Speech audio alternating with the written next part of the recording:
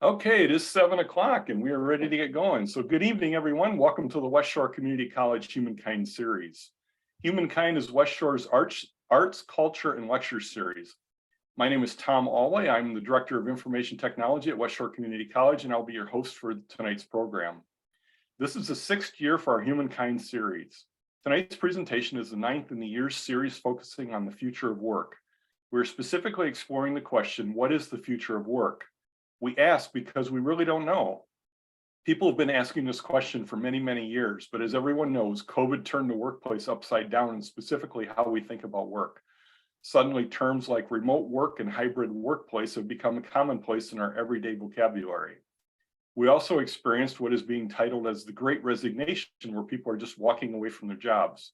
Many people are wondering, how long will these trends last?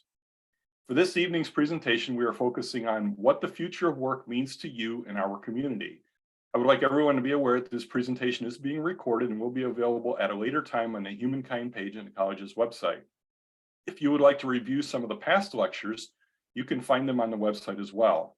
Our presenter will be taking questions throughout tonight's presentation, and we will also have time for questions at the end. If you have questions, please put them into the chat. Our speaker will respond to them as they come in. I am really excited about our guest speaker this evening. Our presenter tonight is Kevin Eikenberry. Kevin is the Chief Potential Officer and founder of the Kevin Eikenberry Group, a leadership and learning consulting company that has been helping organizations, teams, and individuals reach their potential for the past 30 years.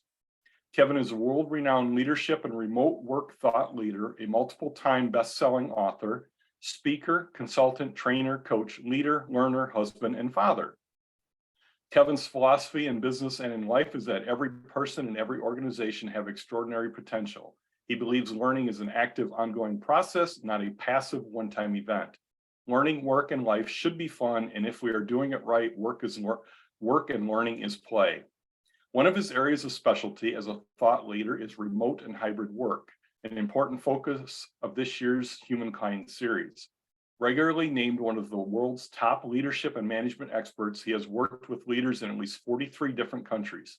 He is a best-selling author of many books, including the popular leadership guide, Remarkable Leadership, Unleashing Your Leadership Potential One Skill at a Time, and co-author of From Bud to Boss, Secrets to a Successful Transition to Remarkable Leadership, The Long Distance Leader, The Long Distance Teammate, and the soon-to-be-released book coming up this February, The Long Distance Team, Designing Your Team for Everyone's Success.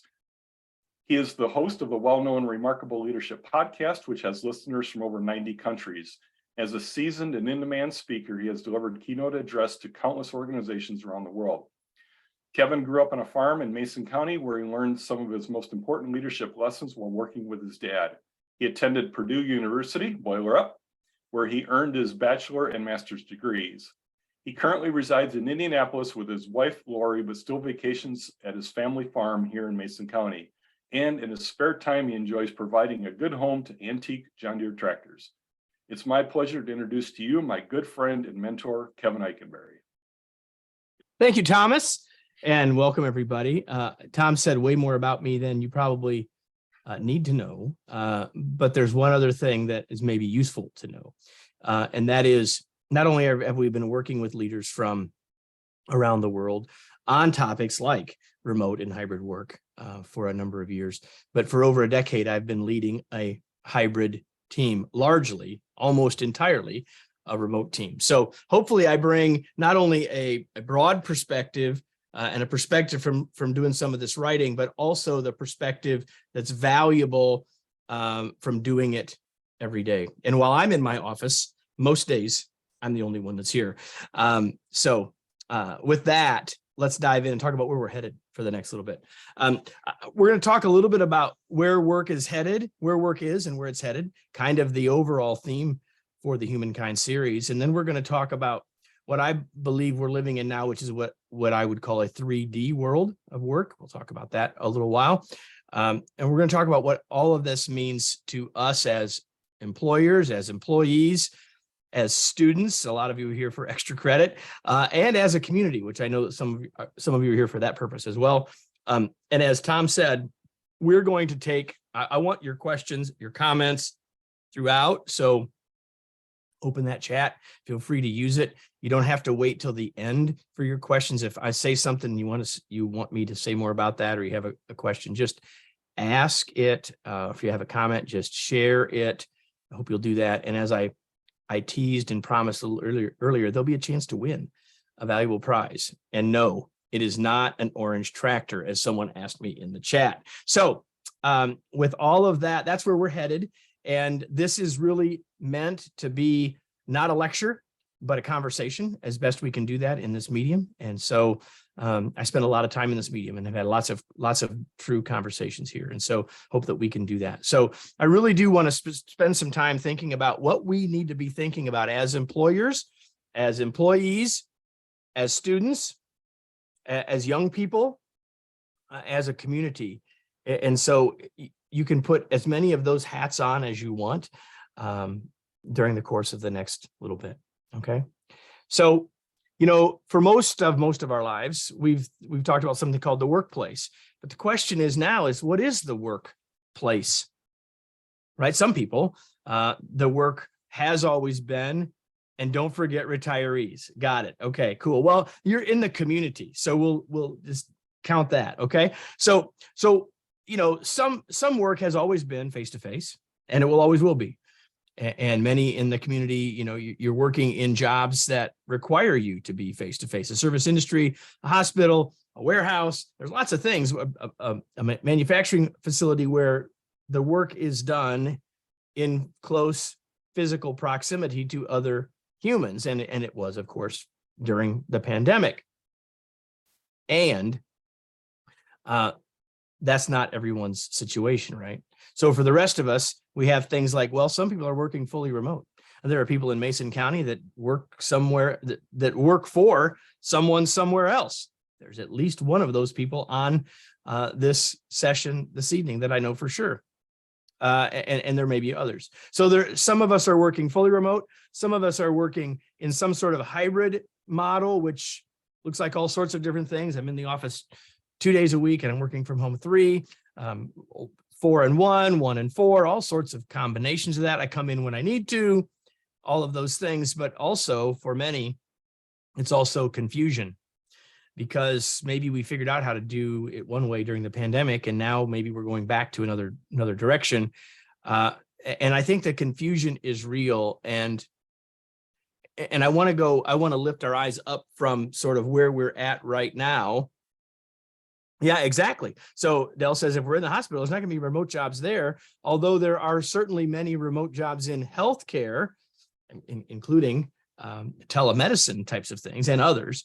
But, we need people that are going to care for others, whether it's in a hospital or it's in a restaurant or it's in a hotel or any number of other places. That's all for sure. But, even given that, even though there are the realities that some of us are going to work in a certain place, the reality is that we are living in the moment through a societal shift in how we think about work, and it's all been accelerated by a pandemic. So let me give you a little history. No one really ever thought, let me put it this way, for most of us, not maybe all, but nearly all of us here of a certain age, when we think about work, we think about it as being 9 to 5, 40 hours a week, or some variation of that. And if that's not what we work, we framed it with people that we did differently. Oh, no, well, I work weekends. Oh, I work second shift. But the conversation was always in the context of 40 hours a week, right? But that was never true, really, until about the 1920s. Henry Ford and all of his brethren who brought us manufacturing and an assembly line shifted to a 5-day-a-week, 40-hour-a-week type of model. That didn't even really truly become standard until the early 1940s, really, well, actually during the Depression, when the government said, hey, we can basically, if people were working 60 hours, now we can have everyone work 40, we can sort of spread the work out and get more people employed. Like, that's sort of what happened. You can go back in the research, and about in the 1860s, people started saying, maybe we don't need to work 10 hours a day, 6 days a week. And people started talking about something like 40 hours. And it took until the 20s to really take hold. And it took until the 40s 80 years before it moved from an idea to something that was really, truly sort of locked in. And that's been what we've thought. But that's not what the world's thinking about now, because the way the world thinks about work has changed and is changing. And even if people work in a place that doesn't allow them to work from home, a hospital being an example, as Del said in the chat, the reality is that as a society, we think about work differently now. We're thinking more about the where it happens and who it happens with, and where the other people we work with might live, and when we work, the times of day we work, the days of the week we work, all of that is up for grabs. And most of that has changed in a blink of an eye compared to 60 or 80 years to evolve into the 9-to-5, 40-hour-a-week scenario. So we are really living in the middle of something that people are going to talk about far in the future, and that's why it's so confusing. The ways we've worked in the past, for many of us, need to change in order for us to be more effective, in part because the way we think about work has and is changing, and also what people want and expect from work has and is changing. Now, some of you who are here are saying, well, they shouldn't want something different. We know what work should be, and that's an opinion that's fine to have, but the reality is the world is changing. And so it's important for us as employers, as employees, as retirees, students, and the whole community that we realize that. We may not like it, but we need to realize it because it's the world in which we live. I'll talk more about that before we're done.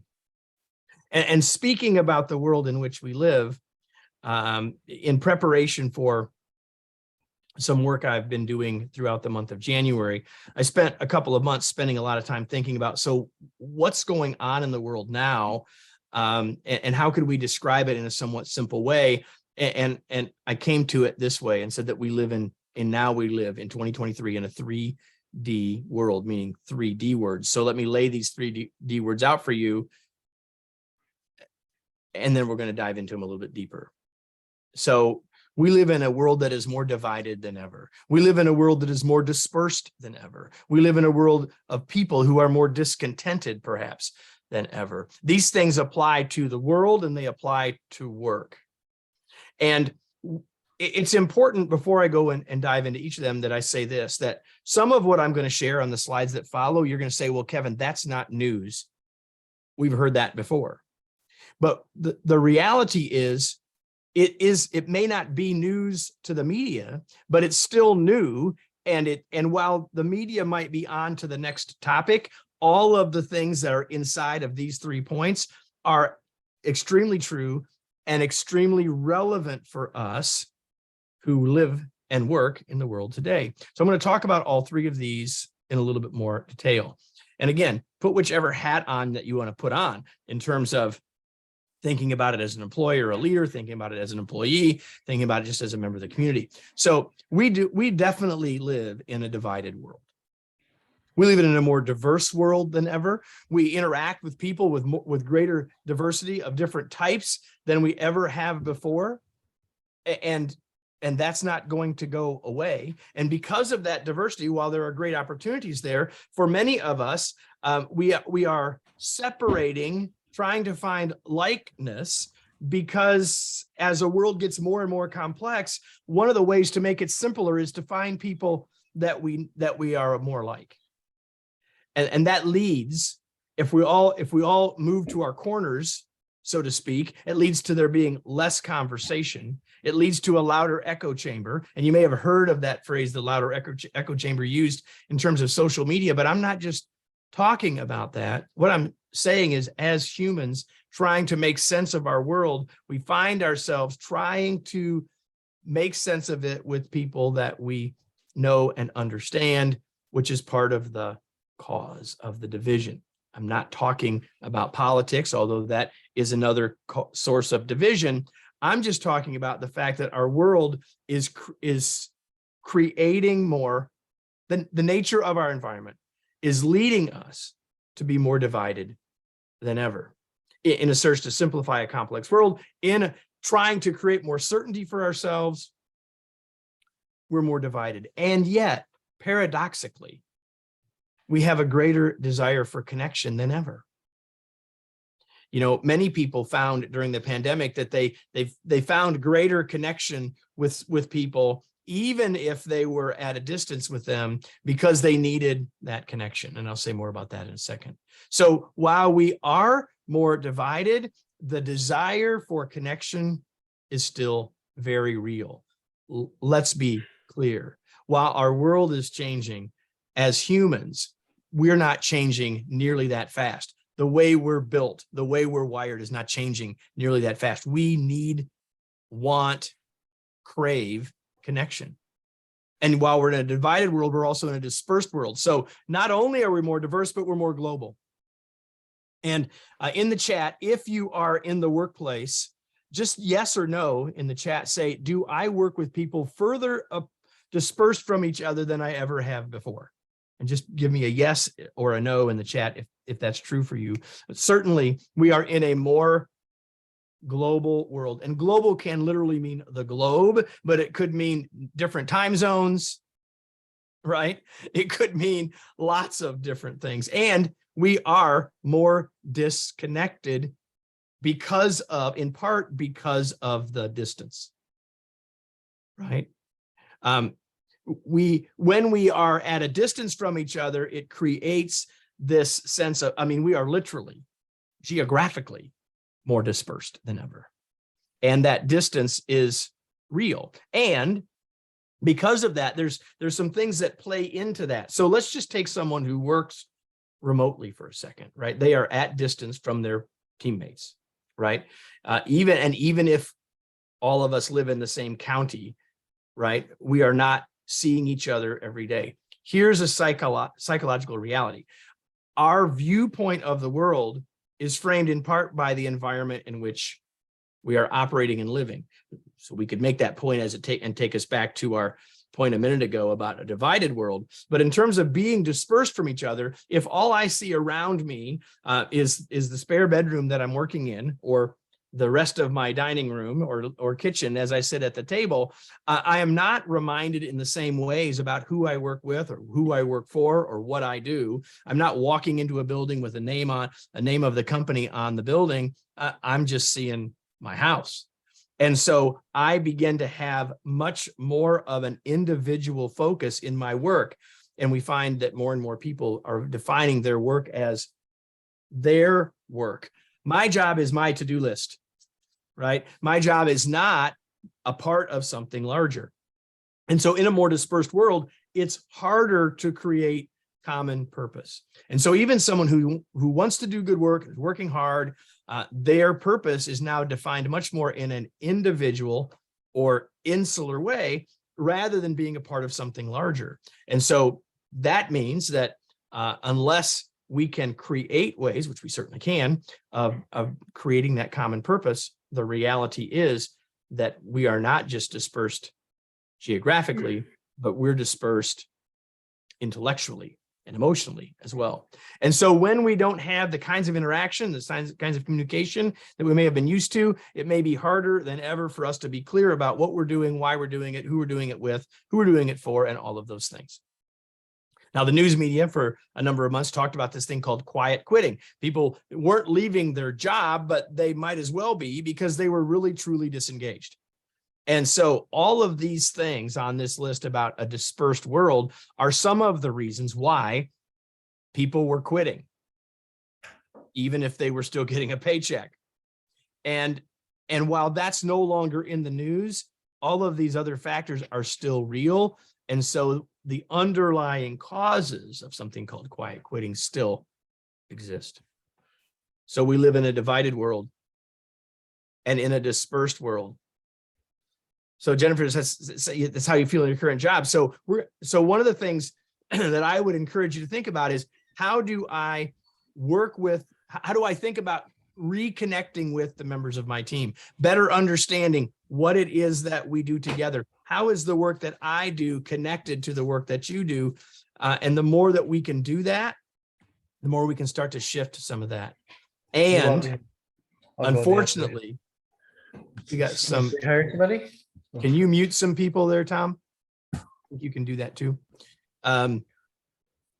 And the more that a lot of people, and I'm not saying that's true for you, Jennifer, but a lot of people are waiting for leaders to fix this.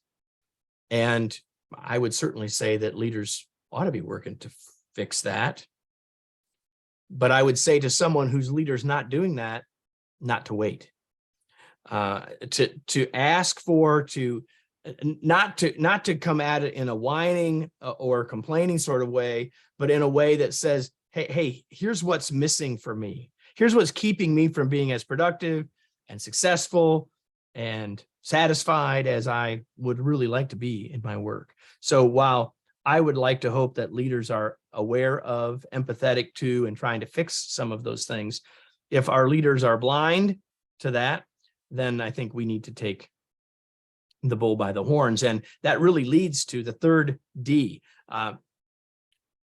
divided, dispersed, and discontented. There's a general restlessness, right? Part of it's coming through a pandemic. Part of it's all of the change, uncertainty, and unknowns. But there's just a general restlessness, isn't there? There's less loyalty to work. People are more willing to move. And we've been saying it because we've been working with folks around remote work for many years, since long before COVID, that, it's the barriers to changing jobs if you work remotely are pretty simple, right? All you need is a different laptop and a new login. Like, you don't have to change your commute. You don't have to change anything else. And so it's easier to move. The Great Resignation being a part of that, right? If I'm not happy here, if I'm discontented, then maybe human nature says maybe the grass is greener somewhere else.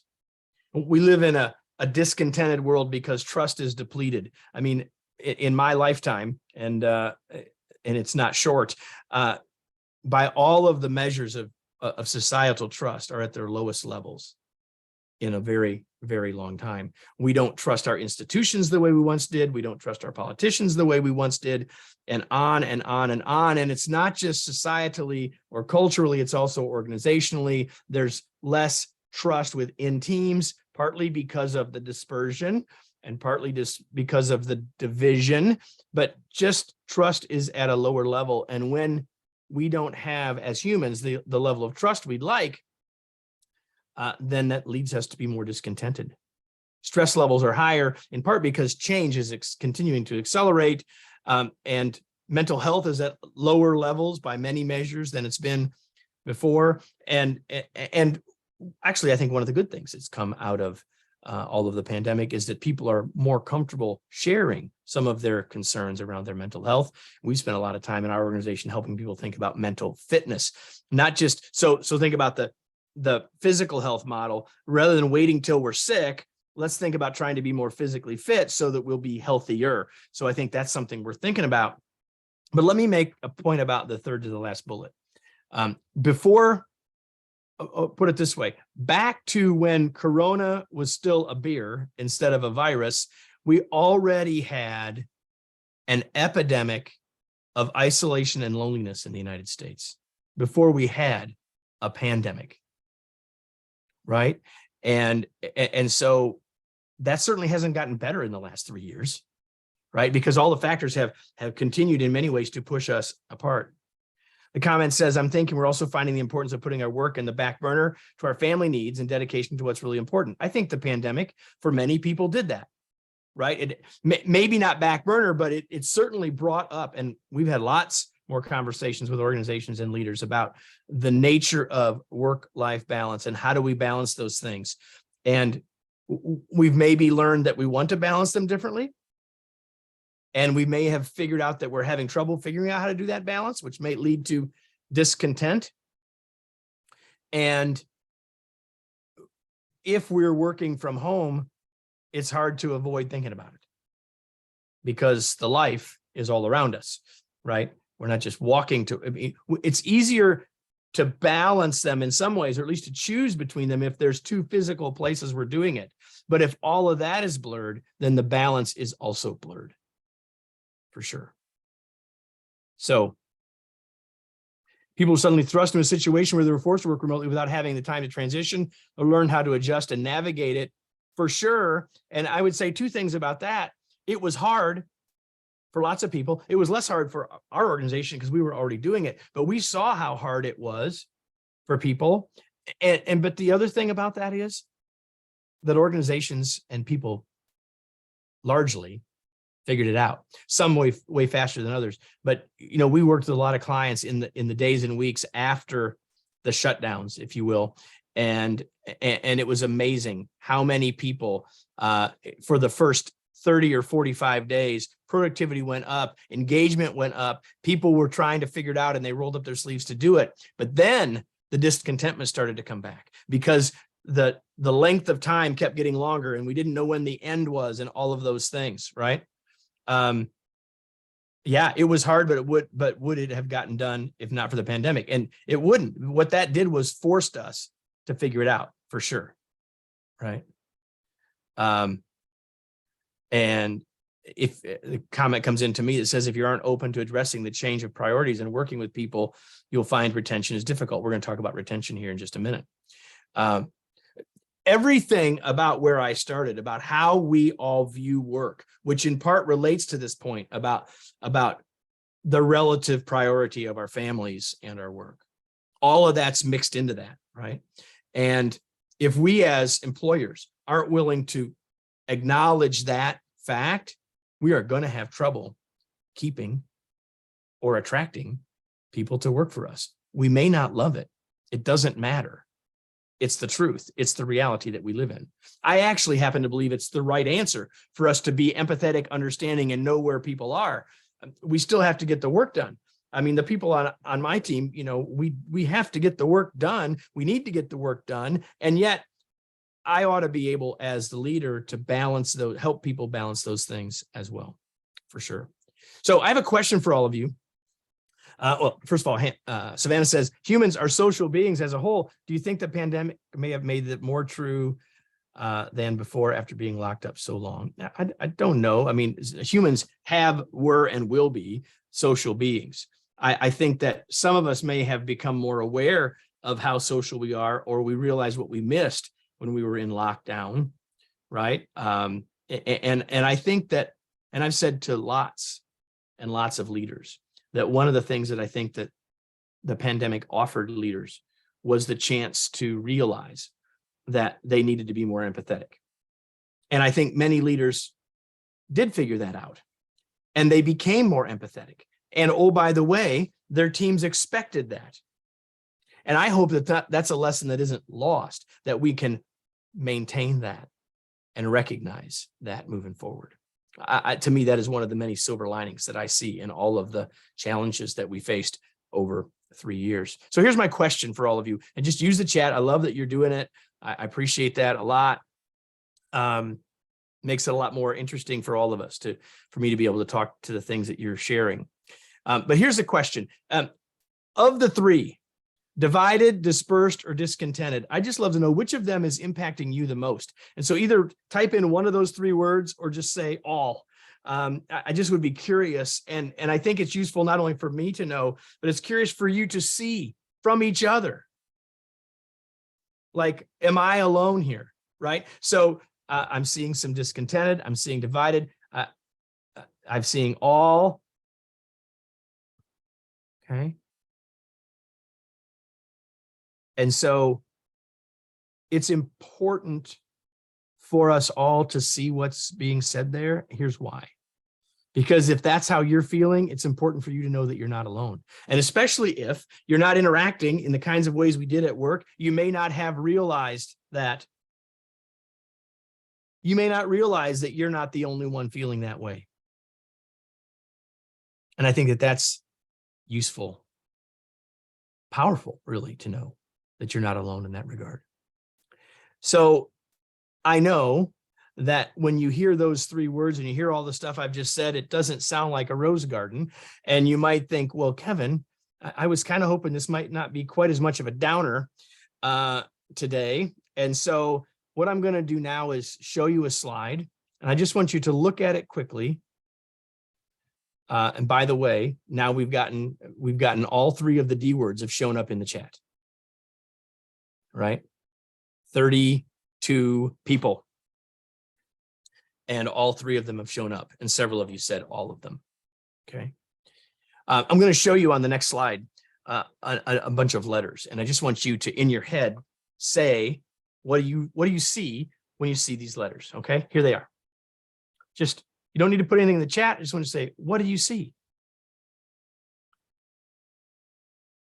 Okay. So some of you might see that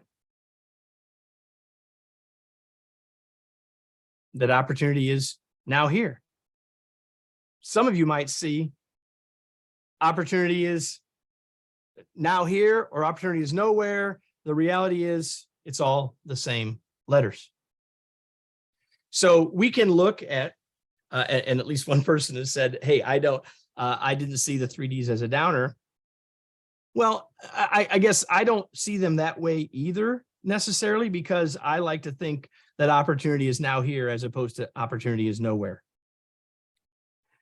And yet we might look at some of those things and say, I wish the world wasn't as divided as it is. I wish the world wasn't as dispersed as it is. I wish the world wasn't as discontented as it is.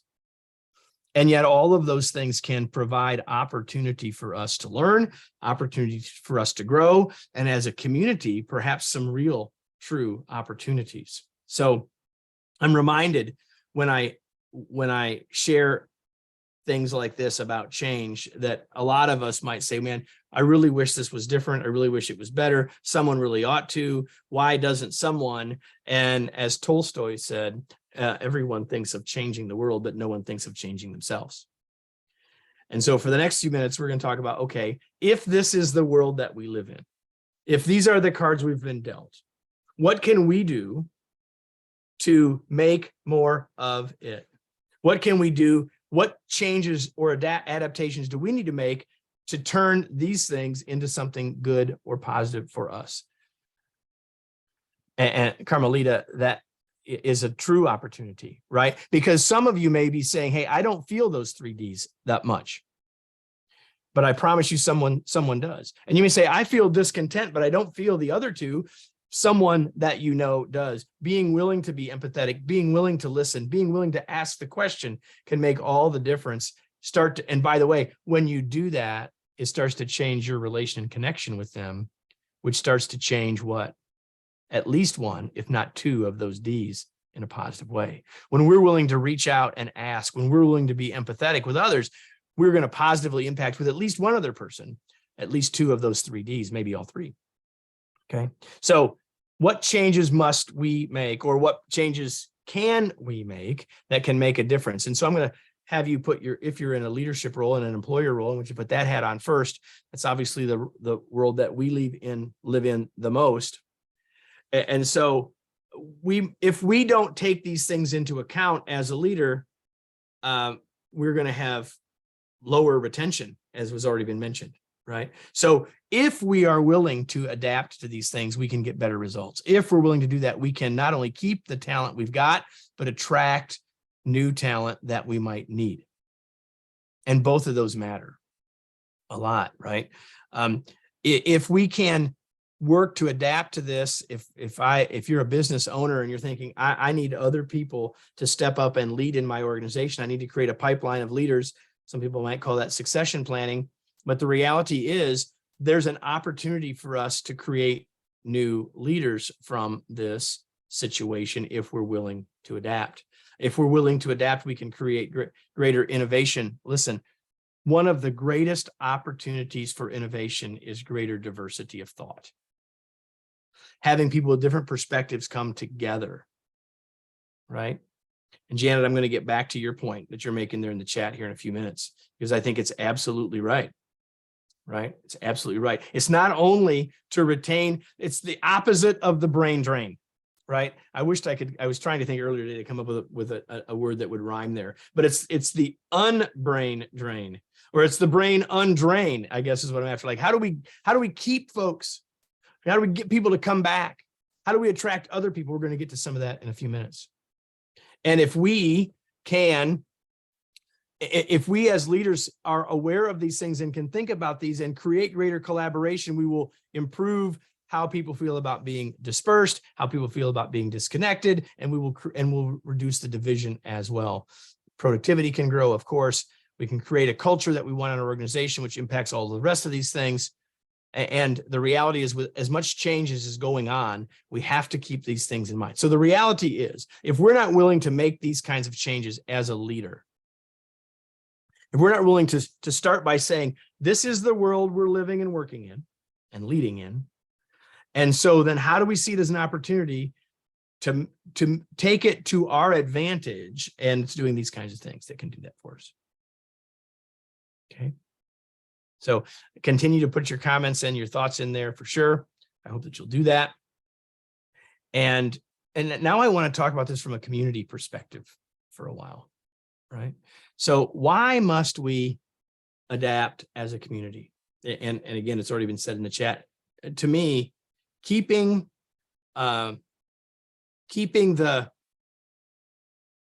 potential that are the brains and the hearts and minds in our community to keep people here and to attract others to our area is huge.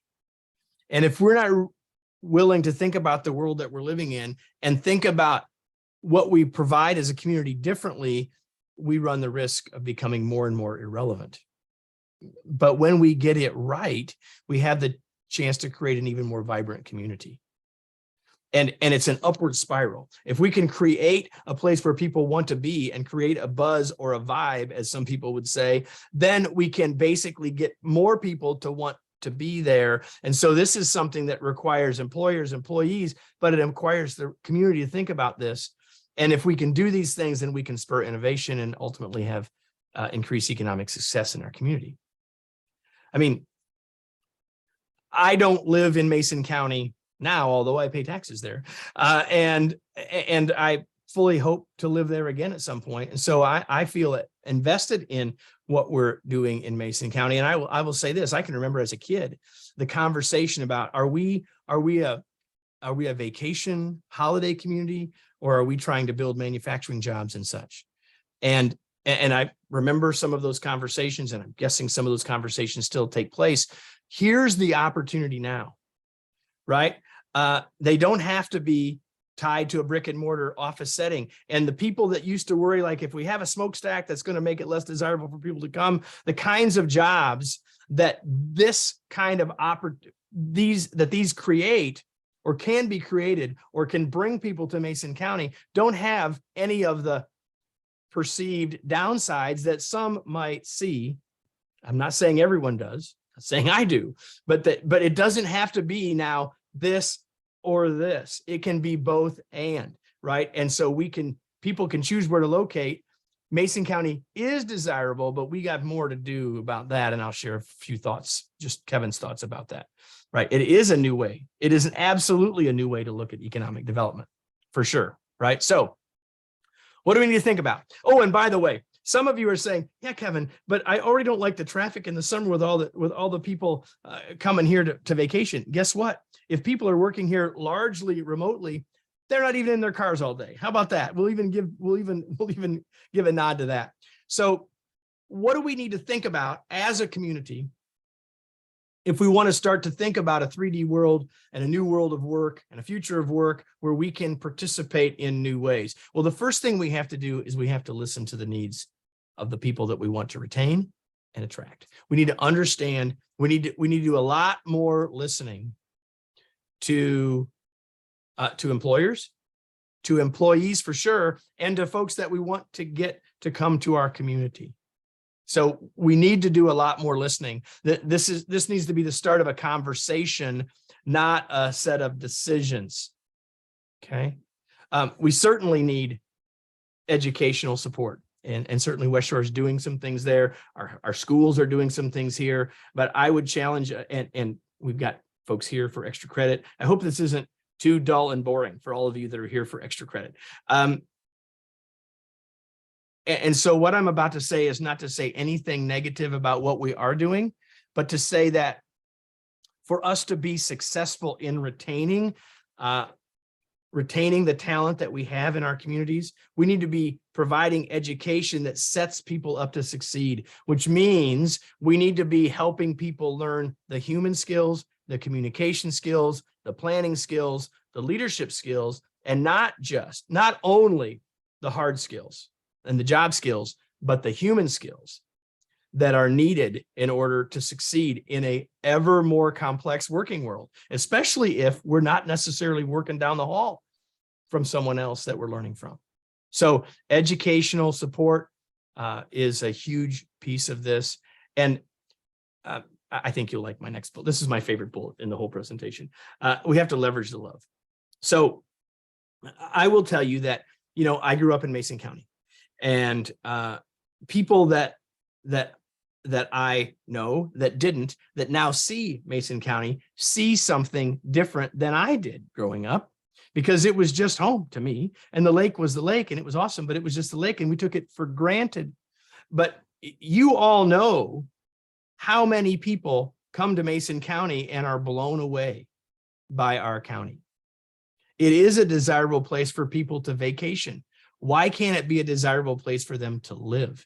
So when I say leverage the love, we have to start thinking about how we market our community to a broader world. So if we want a more vibrant business community, if we want to grow that and have that support economic growth and development, we have to get people who show up here for vacation to see it as more than just vacation.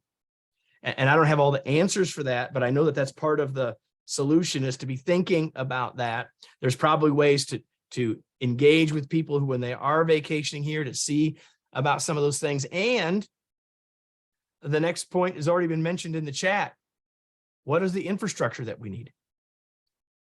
Now, here's what I know. There are broadband options that we have, and more that are coming, especially in the rural areas. But I can tell you, for people that don't live in an area like that, that's one of the first things they think about. Am I going to be able to have the kind of internet connection I have to have? And not to stream, but to stream a video and to do my work and to up and download files and do all that sort of thing. So that infrastructure, for sure, but other infrastructure, daycare would be another example of that. What are the infrastructure components that are missing, that are either really missing or that are perceived to be missing, that we have to keep in mind? And again, some of this, we may have this, but if the outside world doesn't realize that, not going to help us, right? Affordable housing fits into that. It's also the kind of housing and where the housing is, right? We might assume that many people want to come here for the purpose of being by the lakes or the rivers or that sort of thing, but others may still want more of an urban type of feel. And so I think with Ludington, we have opportunities to figure out how to do that if our listening tells us that that's part of what we need to create. And again, back to broadband for sure, right? There are many communities around the country that have created funds to provide incentives, tax breaks, and other sorts of things to get people to move employees, or for employees to move into an area because they were trying to aggressively go after this. I am not suggesting that we can or should, but I don't think I could have this slide without bringing it up. So I throw that out there. What incentives might there be? How might we fund those? What might that look like? Is that something we would want to do or not? All of that to be thought about. And I'll put another one up here. It's kind of not on the same level as a lot of the rest of these, but I'm not aware, and I could be wrong, about this existing, but it could be extremely valuable, because many people, when they want to work remotely, but they still want to be around other people, they look for co-working spaces. Now, I know you can go to Starbucks, and that's kind of like co-working. But when we think about co-working spaces where people have more than just the chance to get a cup of coffee, but rather have maybe separate conference rooms, maybe they have other sorts of tools available to them to make that co-working space more valuable. It doesn't mean people are going to leave their house and go to that every single day, but sometimes that's what people want or need. And so that's another thing we might want to be thinking about, how we create it, what we do around that. And Janet says the county is looking at broadband. I know there's some options coming. I know there's some options that already exist. And so awesome. All right. I started that by saying I didn't know about the co-working spaces, but if there are, that's fantastic. But more may very well be needed for sure. Okay, so here's the deal. Those are the things that I sort of brought to the table. And so I'm going to put this slide up here.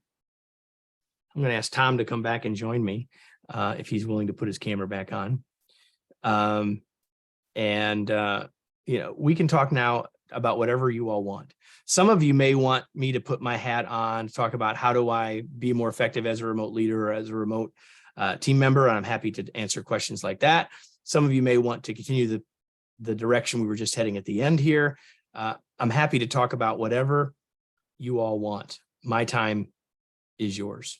And the reason I had you come back, Tom, is I thought that you might have maybe you've seen some things I missed in the chat, but also there may be some other things that you think might be useful for us to talk about. So, yeah, actually, the chat you kept up with, there was no questions in the Q&A, but we can also unmute somebody if they'd like to ask a verbal question. So I'd be glad to do that. If you have a question, throw out to Kevin. I'm just the interesting perspective on the 3D world, divided, dispersed, and discontented. That's a new take that I hadn't heard, and I appreciate you sharing that point of view with us. Well, no one would have heard it except me because I made it up. Well, I mean, I didn't make up the environmental factors, but I made up that as language to help describe where we are, right? And yeah, exactly. You all are about the fourth or fifth or sixth group that I've shared that with this month. And it seemed to be helpful. So I thought it made sense to share tonight and hope it was helpful for people. Yeah, and I think how you tied those three aspects in together and linked them all and showed how they were all intertwined. The other thing that I'm always interested to hear, and I've heard you talk about this before, especially when we're talking about remote work, is my work versus our work. That whole concept of well, I'm off working on my own. I have my work to do, and not seeing the bigger picture that we're all part of the piece of the puzzle that make the whole thing work together, right? Now, certainly, when we were all working in face to face, that's how some people viewed their work. There's no doubt, right? Some people have a very insular view. Well, the point here is, though, that the more we're literally working alone, like physically working alone, the more that thinking becomes pervasive for us. It's harder for us to see that bigger picture. In our book, The Long Distance Teammate, we talked about that. We said how you view your work matters a lot. If you want to be highly effective, there you go. If you want to be highly effective, thank you, Tom. If you want to be highly effective as a long distance teammate, you have to realize that your job does not equal your work, but that your job equals your work plus the work of the team. And so the point is just that is harder for people to wrap their heads around because they don't see the work of the other people. They don't see the other people, and their leader might not be helping them see the connections about when I hand this off, where does it go next? And how is what I'm doing impacting, helping others? And if I don't do it effectively, how it's impacting others, hurting others, right? Exactly. Katie has a question for you. As our work environment continues to change, do you think that the 4-day work week is going to catch on more? Well, it's interesting. The 4-day work week has been around for a while, right? It's often called 4-10s. My wife, who was here earlier, I don't know if she still is, that's her schedule. She works 4 days a week. She still works 40 hours. Now, a lot of there are companies in the European Union countries right now that are testing 4-day work weeks, but 32 hours, like work 32, get paid the same as you got paid before. Like, as an employer, I don't know how I feel about that. I'll just be honest with you, right? But 4-day work weeks have been around a long time. And we talked about in the new book something that I experienced when I was at Chevron 30 years ago, which was what they called the 980 schedule, where you worked 80 hours over 9 days. So you got every other Friday or every other Monday off. You still worked 80. You just worked, worked it in 9 days. So people have tried a lot of that stuff over time. Katie, I think that if you straight up ask it, will there be more of it in the future? I think the answer is probably yes. Will it become the prevalent model?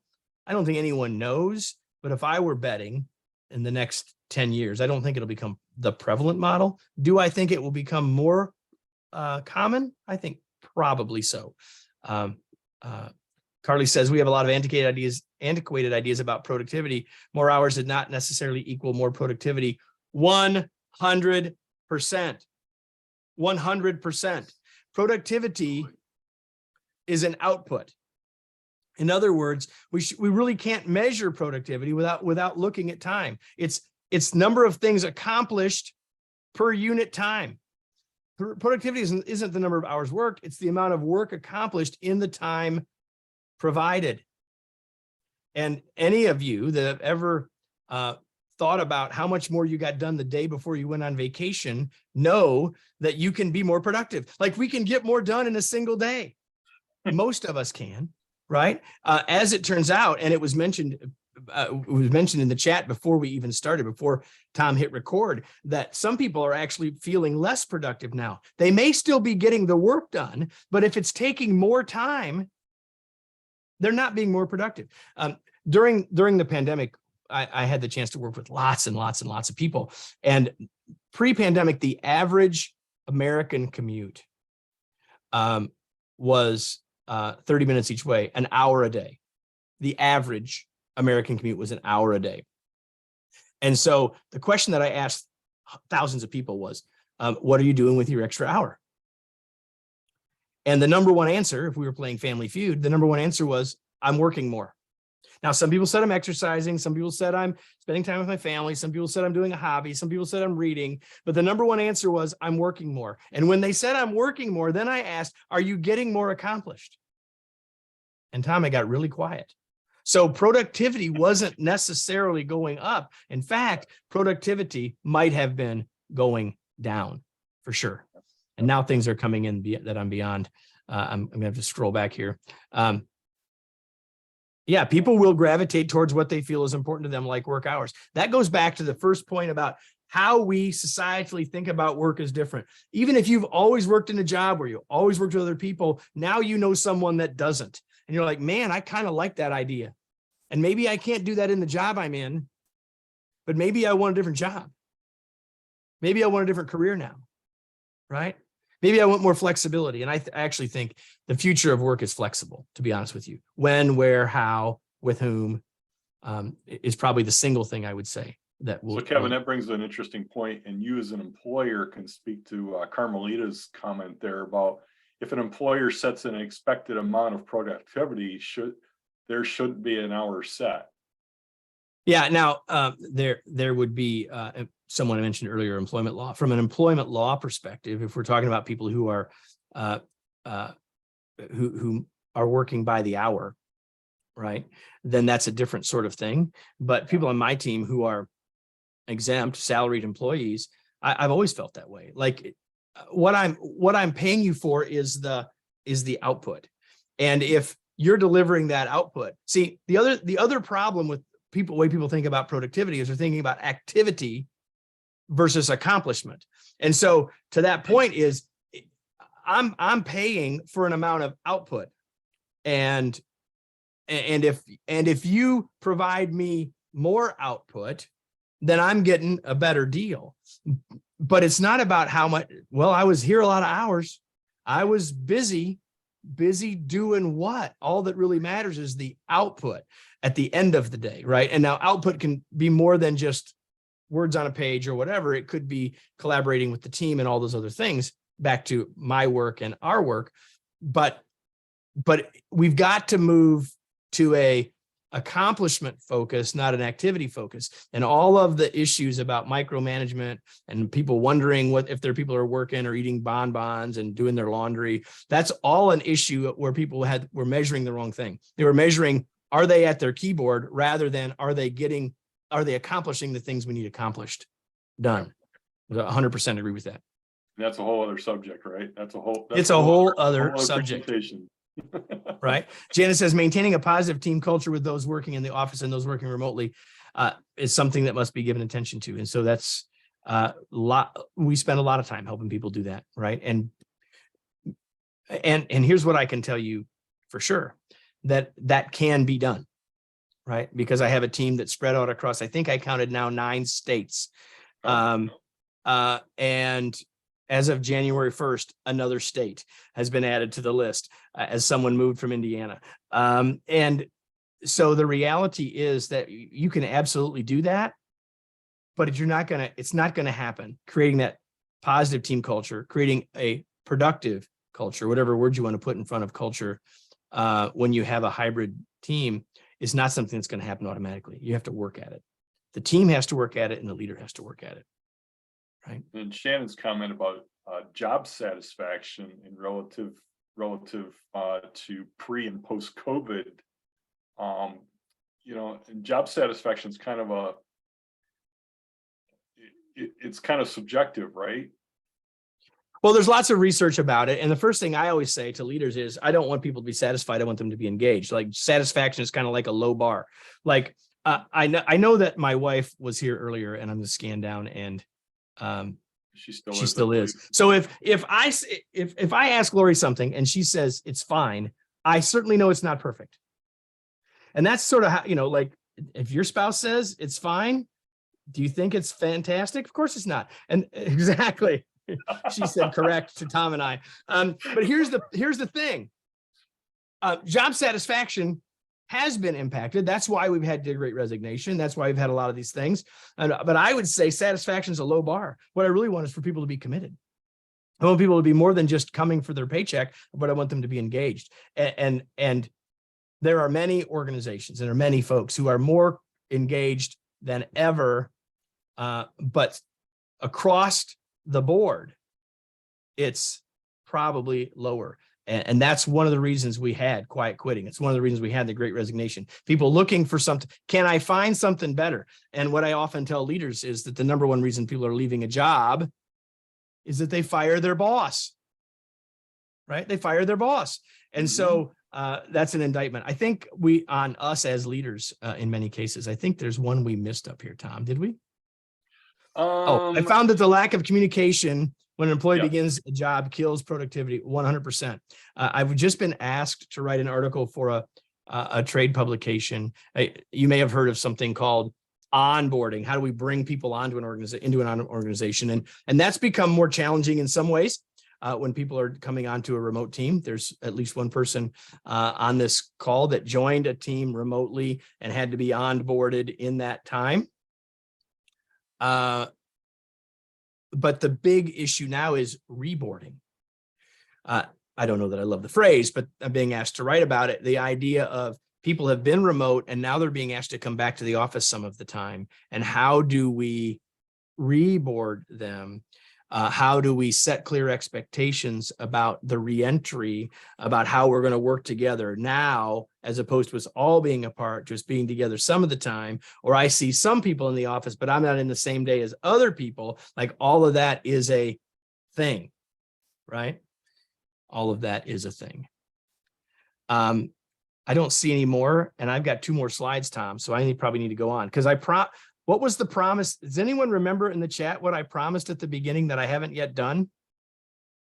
I believe it was Friday. Did you say something about winning something? Yes, I did. So here's the thing. Tom mentioned our newest book, The Long Distance Team. This is about creating culture, designing teams at a distance. This book doesn't actually come out until February the 28th, but we got our copies this week.